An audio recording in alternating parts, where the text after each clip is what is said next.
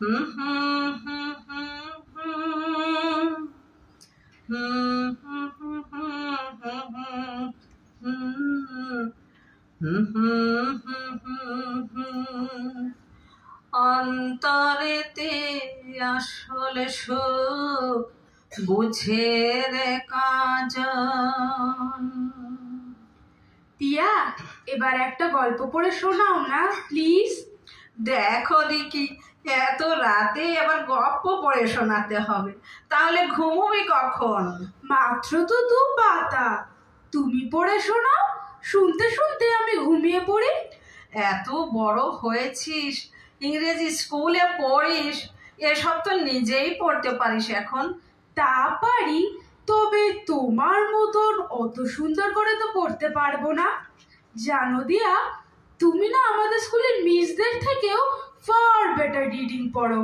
কি সব গটর মটর বলছিস, আমি কি ছাই অত বুঝি? তোমার তো বোঝার দরকার নেই, তুমি শুধু পড়ে যাও। Start from here. দাঁড়া, চশমাটা আগে পরি। চোখে কি আর আগের মতো অত দেখি রে? সব যেন কেমন ঝাপসা ঝাপসা লাগে। দাঁড়াও, টিউব লাইটটাও জ্বেলে দিই, এবার তুমি ভালো করে দেখতে পাবে। কি পাচ্ছ না? নাও পড়ো এবার। দেখি চেষ্টা করে। দুঃখীর ছেলে হারু, অতটুকু ছেলে, গাই রাখে, কাঠ কুড়ায়, গায়ের দুধ দুহিবার সময় বাছুর ধরে, কচুরি মুড়ি বাঁধিয়া বাপের সঙ্গে মাঠে যায়, আর আর নদীর ধারে দেখ তো মাম, এটা কি লেখা আছে? নদীর ধারে ছোটাছুটি করে। ও, আর কালো চেহারা, ভারী চঞ্চল, কালো পাথরে খোদাই ছোট্ট মূর্তিটি যেন সারা অঙ্গে দুষ্টুমি আঁকা। সে কি স্থির থাকে? কোচর খুলিয়া মুড়ি খায়, জলে ছোট ছোট ঢিল ফেলে, তাহাতে টুপ টুপ করিয়া শব্দ হয়, আর হারু হাততালি দিয়া নাচে। কি হলো দিয়া, হঠাৎ থামলে কেন? উফ, আর যে পারি না রে, চোখে বড় যন্ত্রণা হয়, সব যেন ঝাপসা ঝাপসা লাগে। তাহলে দাও, আমি পড়ি বাকিটা। তো নে, পড়, ততক্ষণে আমি একটু চোখ বুজে থাকি। বুধির বাছুরটি যে ছিল, সেটা কিছুদিন হয় মারা গিয়েছে। তাহার জন্য ছোট্ট ছেলে হারুর মন কেমন কেমন করে। বাছুর কেমন নাচিয়া নাচিয়া আসিত, এদিক ওদিক ছুটিয়া বেড়াইতো, তাহার সঙ্গে কত খেলিত, আবার ছুটিয়া যাইত। আহা, হারুর সে বেদনা আর কে বুঝিবে। বেদনা মানে কি দিয়া? সাফারিংস।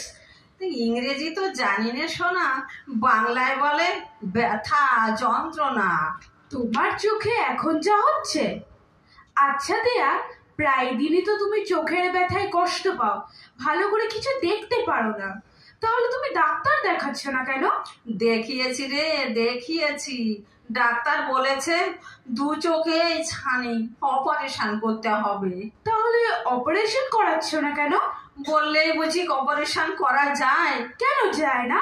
এই বয়সে নিজের ইচ্ছেই কি আর সব হয়?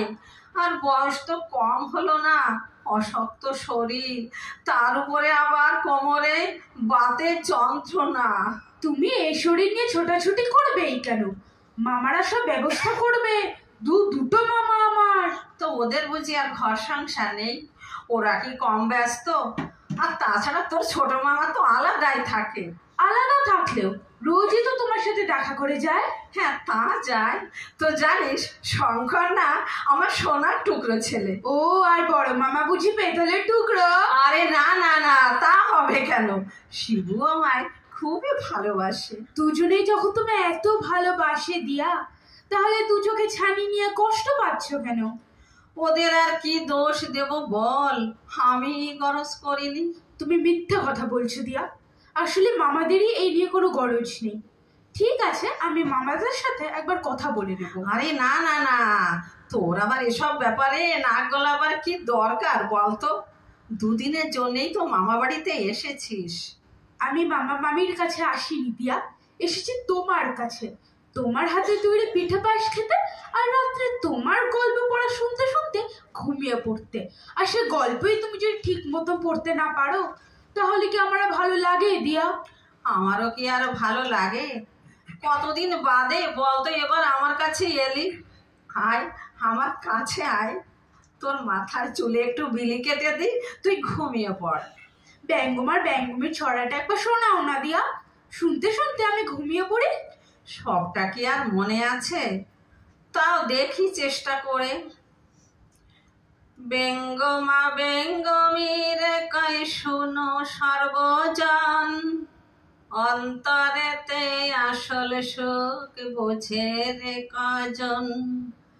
অর্থ চাই বৃত্ত চাই চিত্ত যে চঞ্চল, শান্তি কোথায়